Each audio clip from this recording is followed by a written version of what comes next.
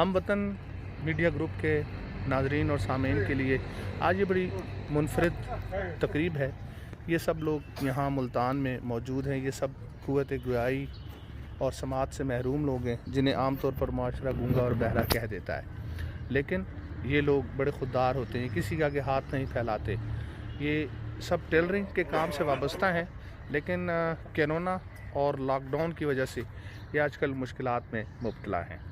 तो आज मुल्तान में सोसाइटी फॉर स्पेशल पर्सनस ने इनके लिए तकरीब का अहतमाम किया है कि ताकि ये क़ुव्वत गोयाई और समाज से महरूम लोगों की आवाज़ बन जाएं और उनके लिए कुछ किया जाए। हम वतन ग्रुप का बहुत शुक्रिया। राजा तासीर साहब आपका शुक्रिया। जी आसिफ इकबाल, इस इवेंट के ऑर्गेनाइज़र।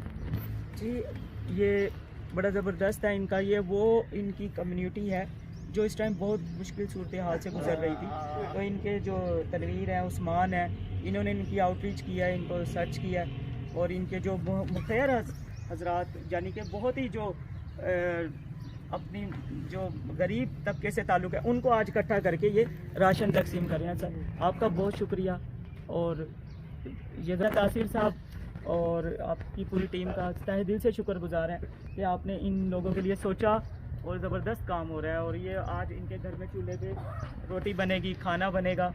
ये खुशी का इजहार है, देखें इनके चेहरे पे खामोश आवाज़ है इनकी और दिल खुश है।